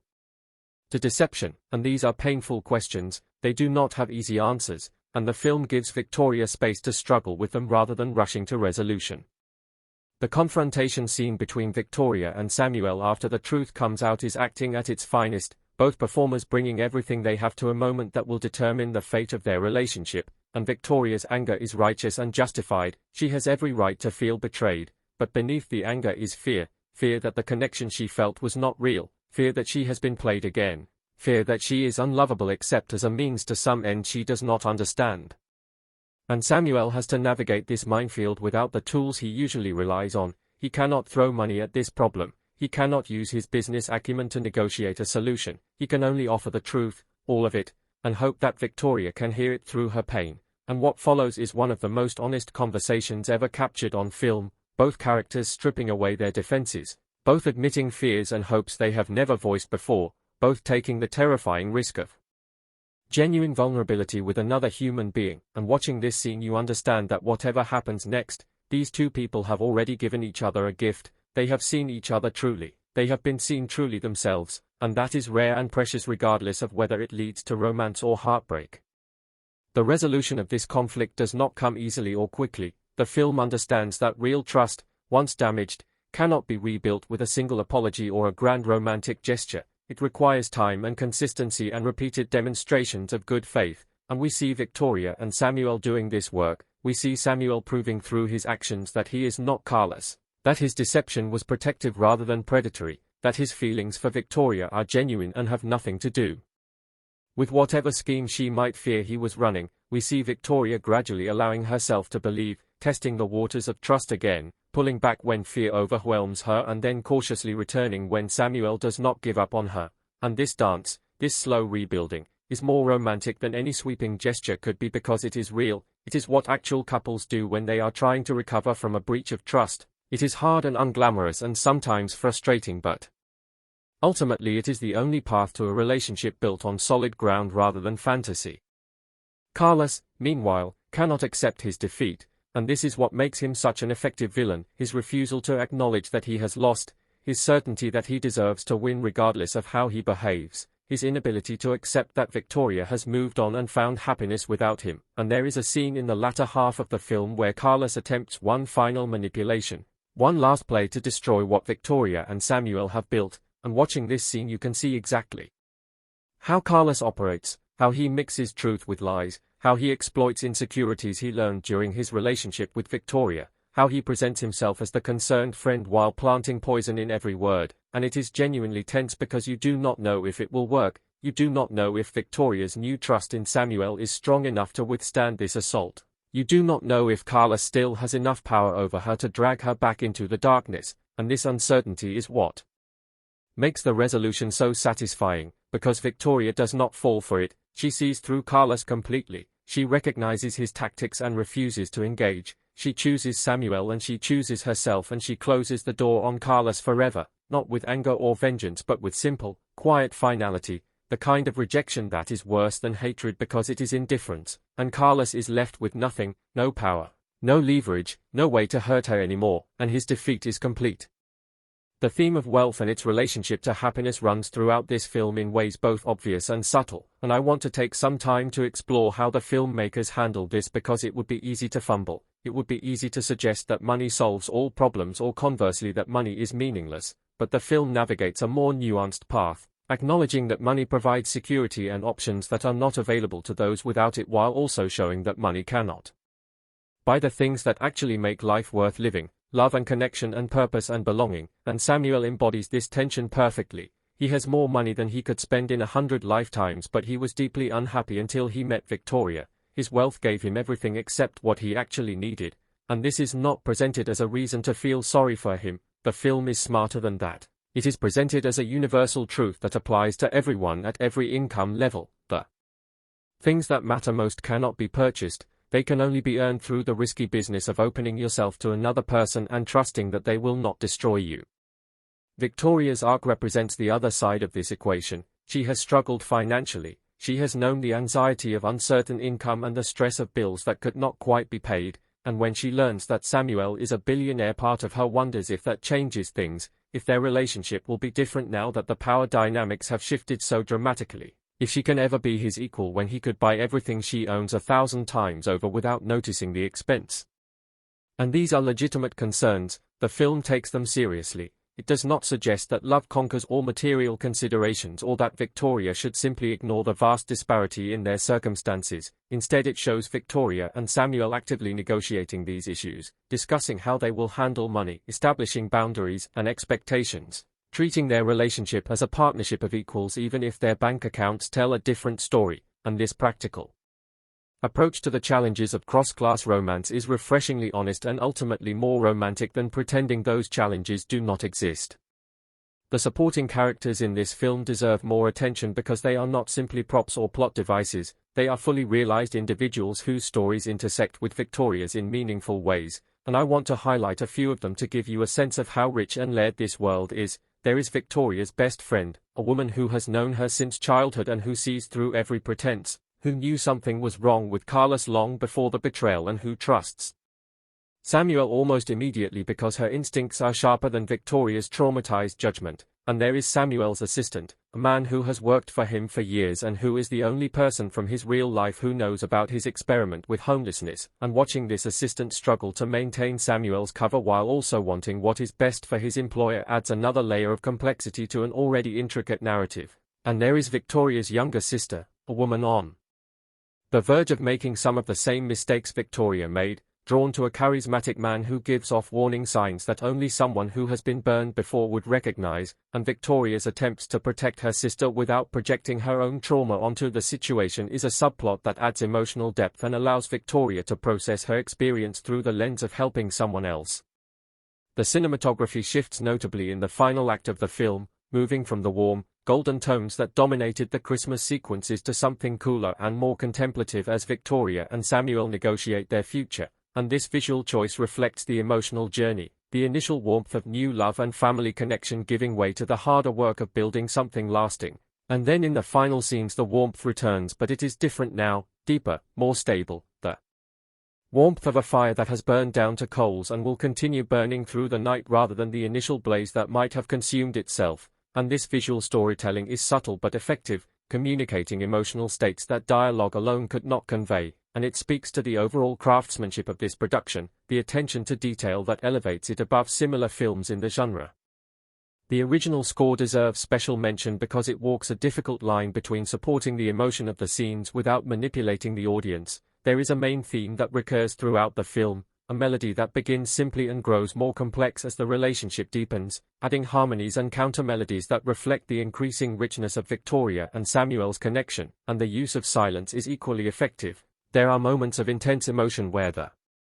music drops away entirely, leaving only the sounds of breathing and ambient noise, and these moments are powerful because they trust the performances to carry the weight. They do not need musical underlining to tell the audience how to feel, and this restraint is the mark of confident filmmaking. As the film approaches its conclusion, there is a sequence that I want to describe because it encapsulates everything that makes this story special. Victoria and Samuel are walking through the streets of Victoria's hometown on Christmas Eve. The celebrations are in full swing around them, music and laughter and the smell of food and the chatter of families gathered together, and they stop at a bench, the same type of bench where Victoria first met Samuel when she thought he was homeless, and they sit together in silence for a moment, watching the life of the town swirl around them, and Samuel takes Victoria's hand, and the gesture is simple but it contains everything, all the history they have shared, all the obstacles they have overcome, all the future they are building together, and Victoria looks at him and there is no fear in her eyes anymore, there is no doubt. There is only love and trust and the quiet joy of being exactly where you are supposed to be with exactly the person you are supposed to be with, and the camera pulls back slowly, widening the frame to include more of the town, more of the celebration, more of the life that will continue around this couple as they continue their own journey together, and the music swells but gently, not overwhelming the moment but supporting it, and then the screen fades to black. But the film is not quite over. There is a coda, a flash forward that shows us Victoria and Samuel some time later. They are at another family gathering, another Christmas in Barrettos, but things are different now. There are children, their children, running around with Victoria's nieces and nephews, and Samuel is once again at the grill with Victoria's uncle, trading jokes and cooking meat, and Victoria is sitting with her grandmother and her mother and her sister, 3 generations of women,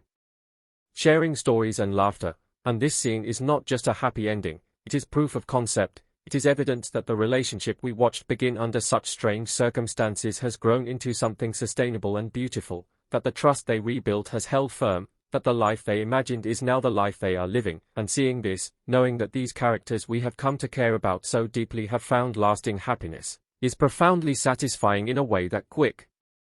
happy endings never are, because we have earned this, we have struggled alongside them, we have doubted and hoped and feared and believed, and now we get to see. The cultural specificity of the film is one of its greatest strengths, the way it grounds this universal story in the particular textures of Brazilian life, the food and music and family dynamics and social expectations that make this world feel real and lived in, and viewers who are unfamiliar with Brazilian culture will find themselves learning and appreciating even as they are entertained, while viewers who recognize these elements will feel seen and celebrated, their culture represented on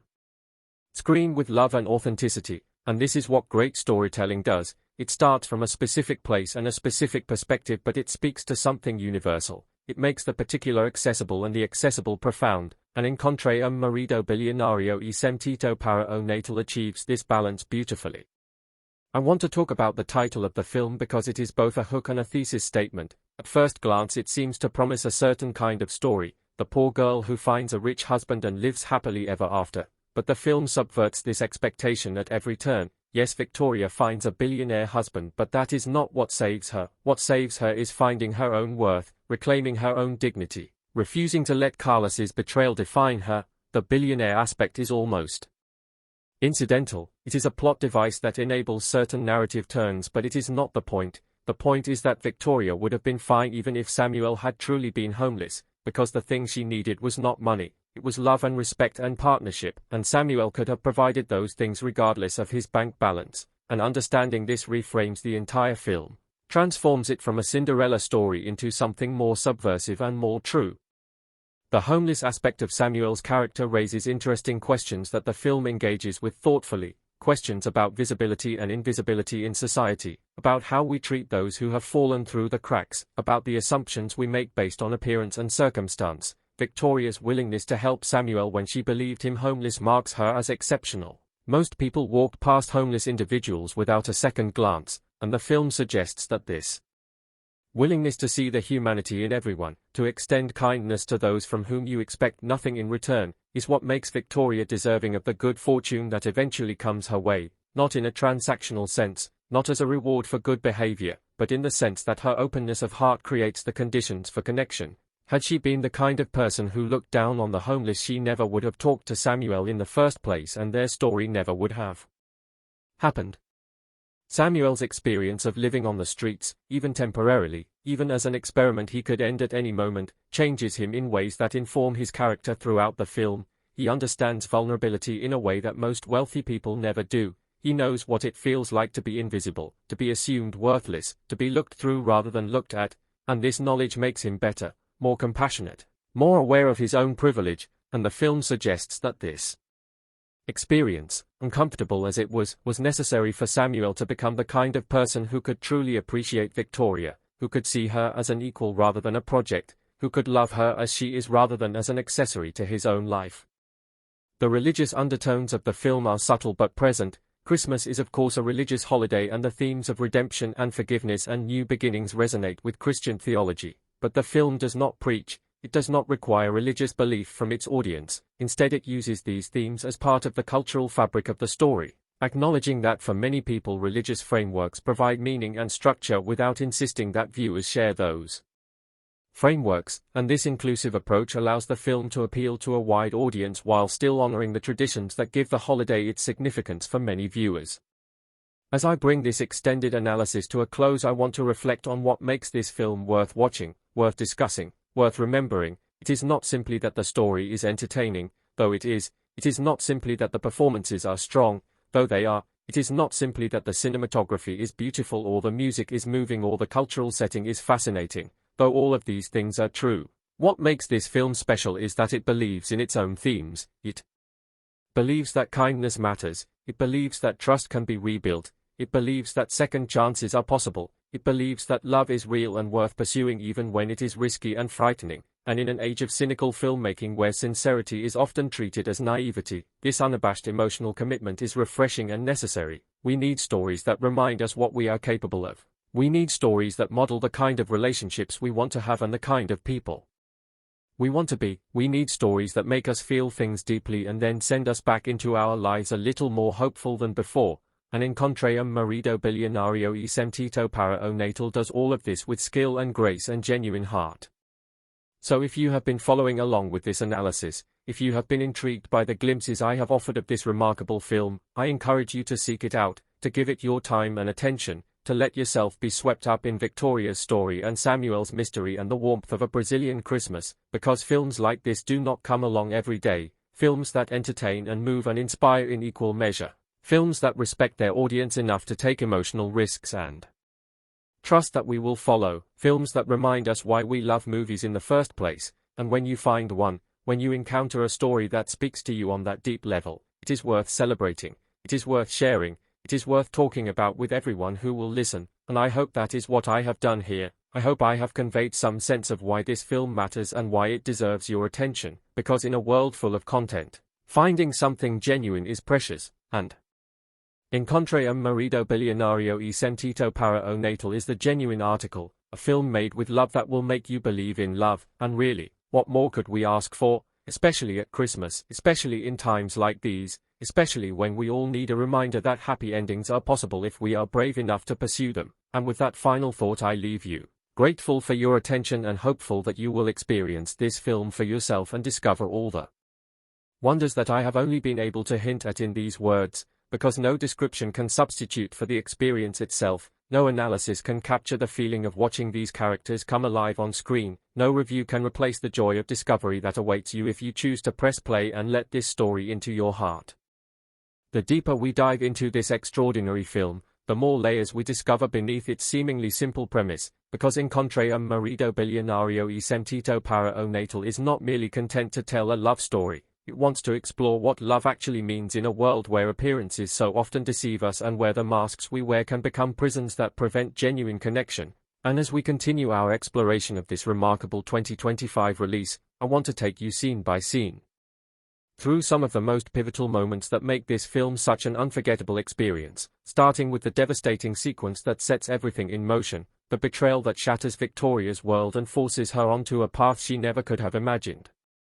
The opening act of the film deserves particular attention because it accomplishes so much in such a compressed time frame, establishing Victoria as a character we immediately root for while simultaneously laying the groundwork for the emotional devastation to come, and the filmmakers make brilliant choices in how they introduce us to her world, showing us a woman who has worked hard for everything she has, who takes nothing for granted, and who genuinely believes she has found her happily ever after with Carlos, a man whose charm and apparent devotion have completely blinded her to his true nature. We see Victoria in her apartment, carefully selecting outfits for the trip to Barretto's, and there is something so relatable about this sequence, the way she holds up different dresses and imagines her family's reactions, the way she practices introducing Carlos as her fiancé in the mirror, the nervous excitement that anyone who has ever brought a significant other home to meet the family will immediately recognize. And these small moments of characterization do crucial work in making us invest in her happiness before it is torn away. The film introduces Samuel in a parallel narrative thread that initially seems disconnected from Victoria's story, showing us glimpses of a man living on the streets, navigating the daily challenges of homelessness with a dignity and intelligence that immediately sets him apart, and attentive viewers will notice small details that hint at his true identity, the way he carries himself, the vocabulary he occasionally slips into, the moments when he seems to be observing rather than simply surviving, but these clues are subtle enough that first-time viewers might miss them entirely. Victoria's charitable work with the homeless community is established through a series of brief but meaningful scenes, showing her volunteering at a shelter, sharing conversations with people others walk past without seeing, and it is during one of these visits that she first encounters Samuel, a meeting that seems unremarkable at the time but which the film frames with a musical cue that signals its importance, a brief moment of connection between two people whose lives are about to become inextricably intertwined. The journey to Barretto's begins with Victoria and Carlos in his car, and the cinematography in these early travel scenes is notable for how it captures the Brazilian landscape, the transition from urban sprawl to rural beauty mirroring Victoria's journey from the complications of city life to the simpler values of her hometown, and the conversations between the couple during this drive are masterfully written to convey both their surface happiness and the underlying tensions that will soon explode. Carlos is shown checking his phone repeatedly, excusing himself to take calls that he claims are work-related, and Victoria's trusting acceptance of these explanations is heartbreaking in retrospect, because we can see what she cannot, that these calls and messages are evidence of his betrayal, that even as he sits beside her pretending to plan their future, he is maintaining connections that will destroy everything they supposedly share. The revelation of Carlos's betrayal is handled with devastating effectiveness, and while I will not detail every aspect of how this information comes to light, I will say that the filmmakers chose not to go for a single dramatic confrontation but instead allowed the truth to emerge gradually, like a slowly developing photograph revealing an image Victoria never wanted to see. And this approach is far more effective than a sudden explosion would have been, because it mirrors the way trust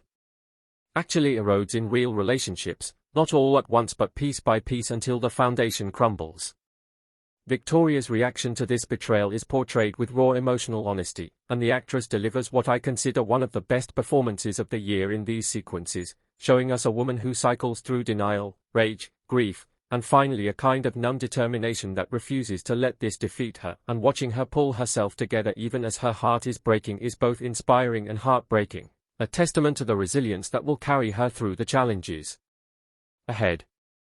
The decision to approach Samuel with her desperate proposition is not made lightly in the film, and we see Victoria wrestling with the idea, recognizing its absurdity while also feeling the weight of expectation pressing down on her, the thought of facing her family with the truth of her humiliation seeming somehow worse than the elaborate deception she is contemplating, and this internal conflict is portrayed with nuance, showing us a woman who knows she is making a questionable choice but feels trapped by circumstances beyond her control. Samuel's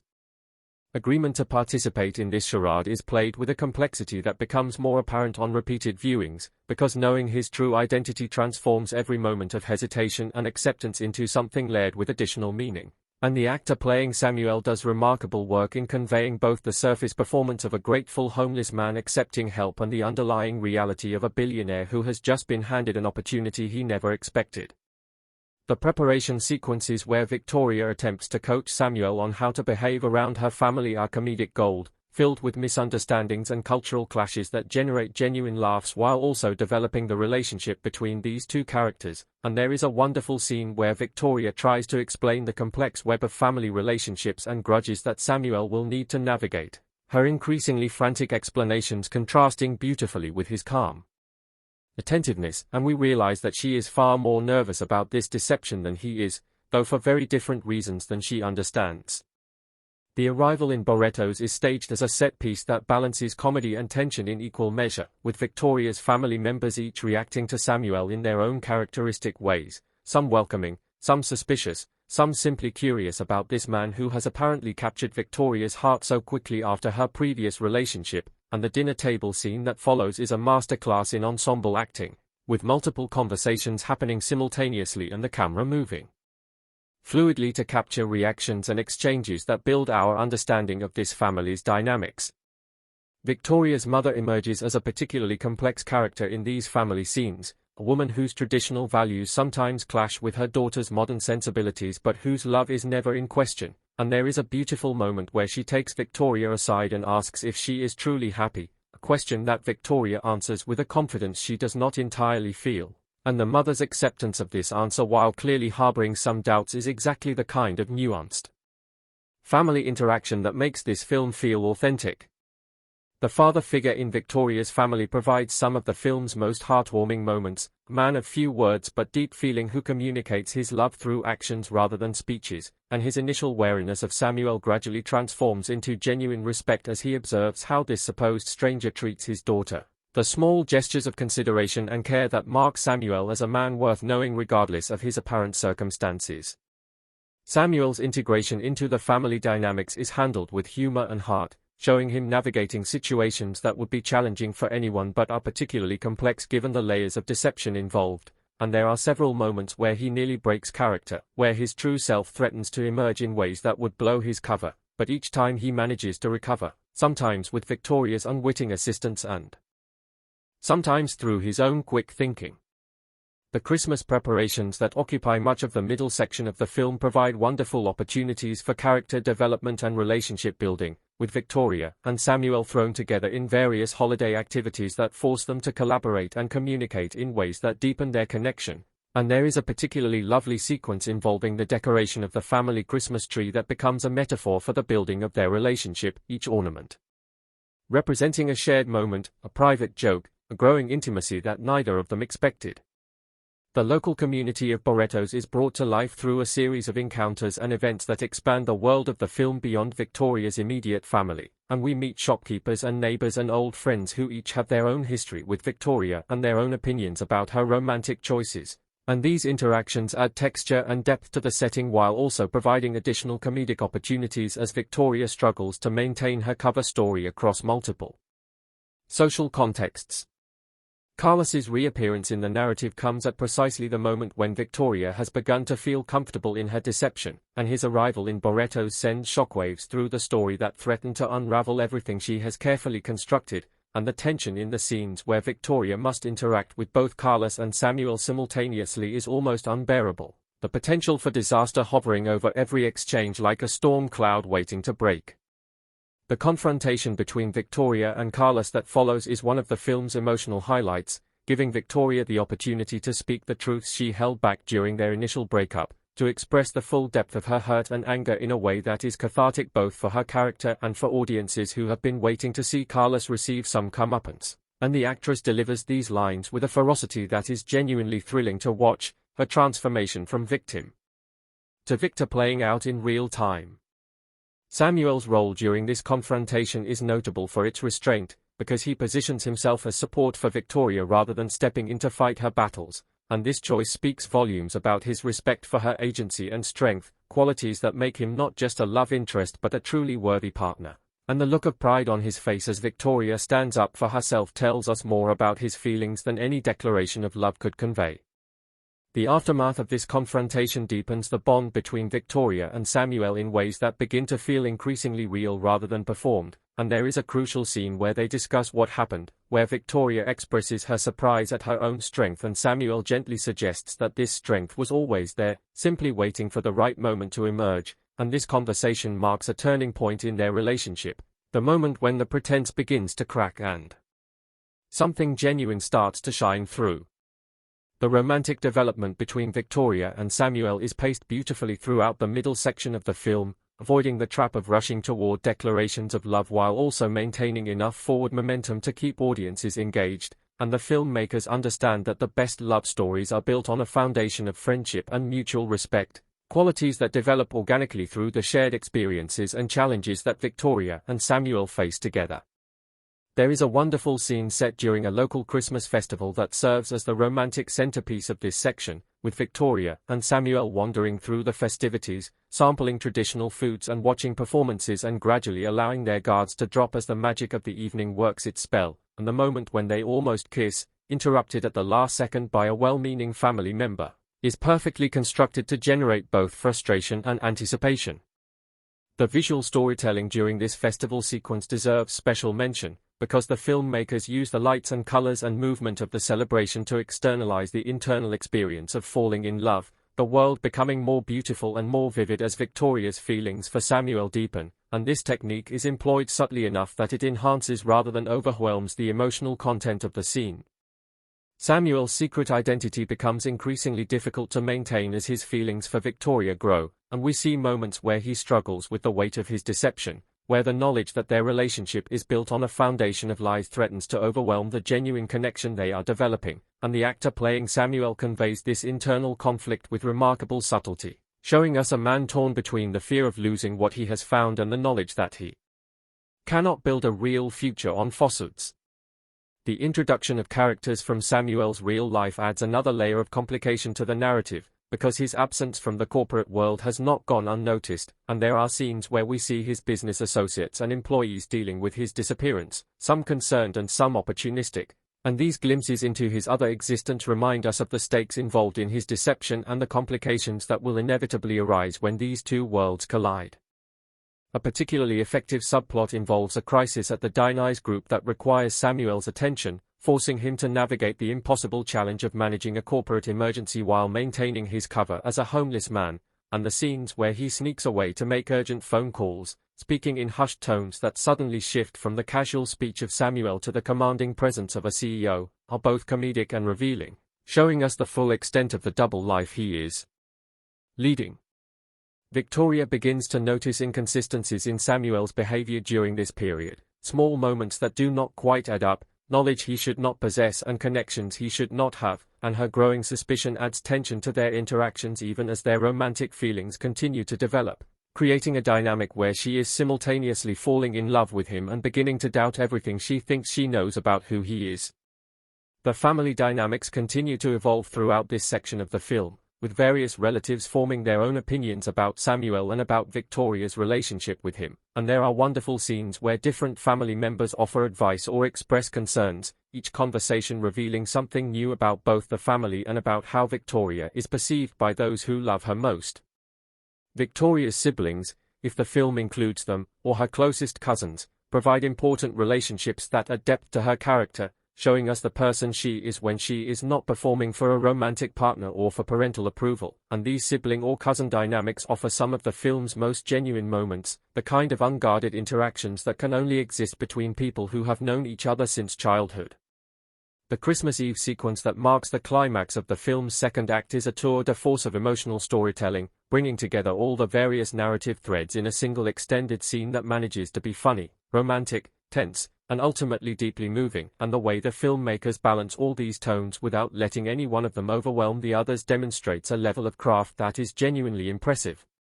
During this sequence, the truth about Samuel's identity comes dangerously close to being revealed multiple times, each near miss raising the stakes and increasing the tension until the audience is practically holding their breath, and the resolution of this particular crisis, while satisfying in the moment, also sets up the inevitable full revelation that will dominate the film's final act.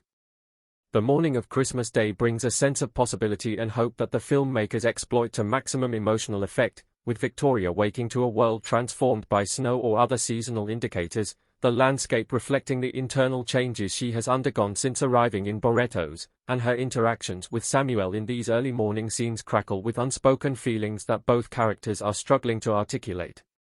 The gift exchange between Victoria and Samuel is a crucial scene that crystallizes everything the film has been building toward, because the gifts they choose for each other reveal how well they have come to know one another despite the brevity of their acquaintance, and Samuel's gift in particular carries layers of meaning that will become fully apparent only after his true identity is revealed, a choice that demonstrates his feelings while also foreshadowing the revelations to come.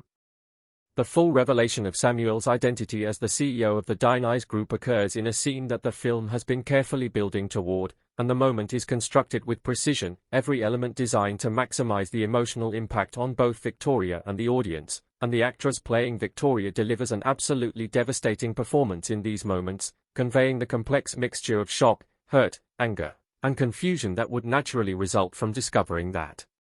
everything you thought you knew about someone was built on deception.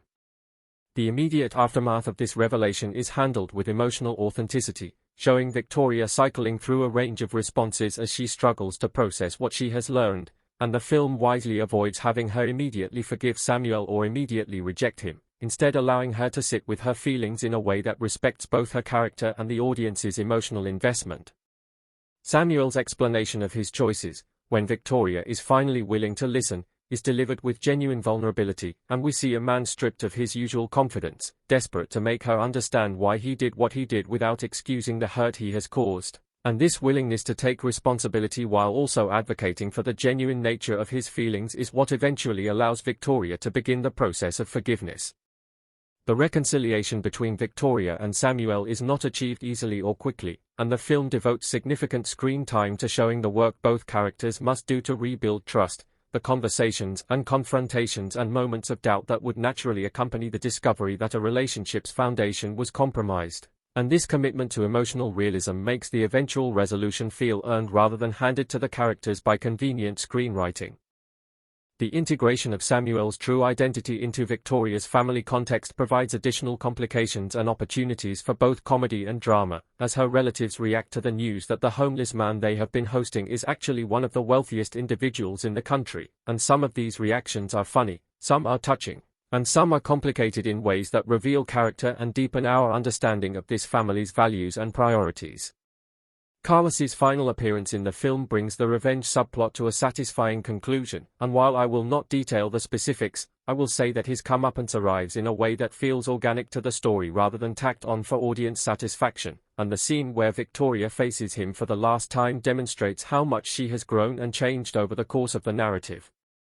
The film's final act brings all its themes together in a conclusion that manages to be both surprising and inevitable, with Victoria and Samuel committing to a future together that acknowledges the unconventional beginning of their relationship while choosing to focus on the genuine connection they have discovered, and the final scenes between them are genuinely romantic in a way that feels earned by everything that has come before.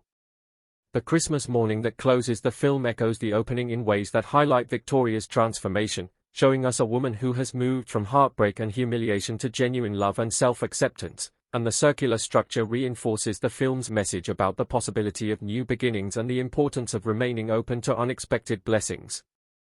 The very final image of the film is perfectly chosen, a moment that encapsulates everything the story has been about while also leaving room for the audience to imagine the future that awaits these characters, and as the screen fades to black and the credits begin to roll, viewers are left with a feeling of warmth and satisfaction that is the hallmark of truly effective romantic storytelling. Beyond the central narrative, the film offers subtle commentary on contemporary Brazilian society, touching on issues of class, inequality, and the often arbitrary nature of social status, and while these themes are never heavy-handed, they add depth to a story that could have been merely entertaining and make it something more meaningful and lasting. The film's treatment of homelessness deserves particular praise, because it neither romanticizes nor sensationalizes the experience of living on the streets, instead presenting it as a complex reality that Samuel chooses to enter for his own reasons while also acknowledging the genuine hardships faced by those who have no choice. And this balanced approach allows the film to use its premise without exploiting the real suffering of vulnerable populations. The technical aspects of the production continue to impress throughout, with the cinematography in particular standing out for its ability to shift between intimate close-ups that capture the emotional nuances of performance and wider shots that establish the setting and atmosphere, and this versatility serves the story well, allowing the film to feel both personal and expansive depending on what each scene requires. The editing deserves credit for maintaining rhythm and pace across what is a fairly complex narrative with multiple storylines and tonal registers, and the transitions between scenes are handled with elegance, moving us through time and space without confusion while also using visual echoes and parallels to reinforce thematic connections between different parts of the story.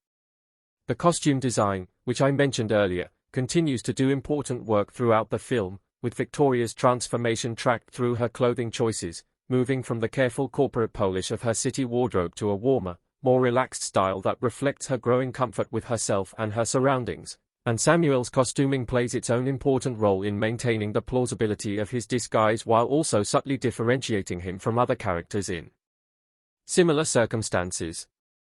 The production design team created environments that feel lived in and authentic, from Victoria's family home with its accumulated decorations and personal touches to the streets and public spaces of Barrettos that feel like real places rather than movie sets, and this attention to detail supports the emotional authenticity of the story and helps audiences invest in the world the film creates.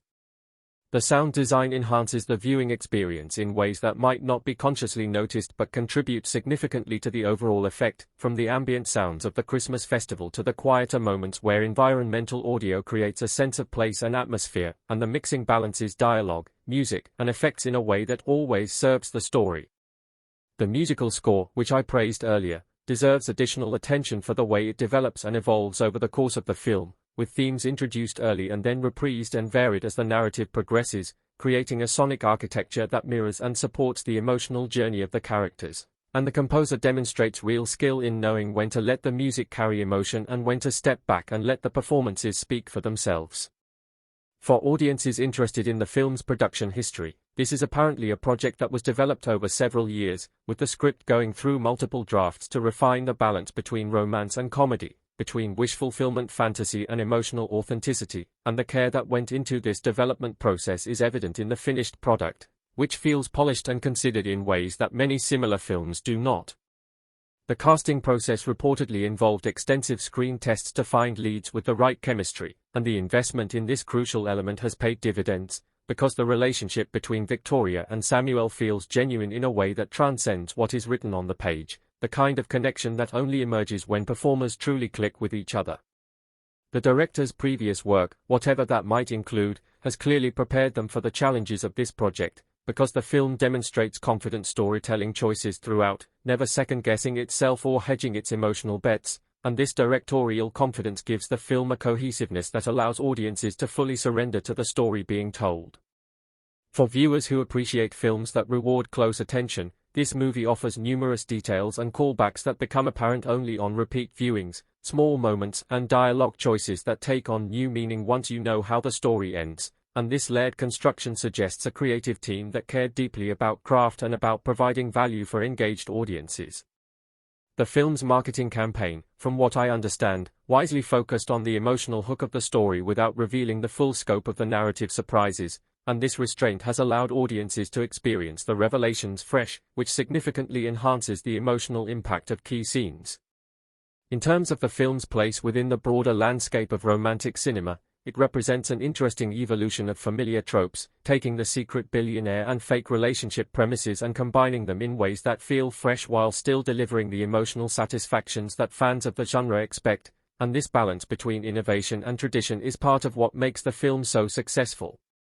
The international appeal of the film is evident in the way it has been received across different markets, with audiences from various cultural backgrounds responding to its universal themes of love, trust, and the courage required to be vulnerable with another person, and this cross-cultural success suggests that the storytelling transcends its specific Brazilian setting while still drawing strength from that cultural context. For viewers interested in exploring more Brazilian cinema after watching this film, it serves as an excellent entry point, demonstrating the sophistication and emotional intelligence of the country's film industry while also being accessible to audiences who might be unfamiliar with Portuguese-language film. And the success of this movie will hopefully open doors for other Brazilian productions to find wider international audiences. The film's handling of its Christmas setting manages to feel festive and appropriate without becoming saccharine or cliched, using the holiday as a meaningful backdrop rather than a gimmick, and the themes of generosity, transformation, and new beginnings that are associated with Christmas are woven into the narrative in ways that feel organic rather than forced. For families looking for holiday viewing options that will appeal to multiple generations, this film offers something for everyone, with the romance engaging adult viewers while the comedy and the redemptive arc provide entry points for younger audiences, and the lack of inappropriate content makes it suitable for viewing with older children and teenagers. The emotional range required of the cast is substantial, spanning comedy, drama, romance, and moments of genuine tension, and the performers demonstrate impressive versatility in navigating these different registers, never letting the tone become unstable or confused, and this consistency allows audiences to follow the emotional journey without being jarred by inappropriate tonal shifts. The film's runtime, which I assume is in the standard range for romantic dramas of this type, is used efficiently, with no scenes that feel padded or unnecessary, and this economy of storytelling is refreshing in an era when many films seem unable to tell their stories in under 2.5 hours, and the restraint shown here makes the emotional moments land with greater impact because they are not diluted by unnecessary material. In considering the film's legacy, still developing given its recent release,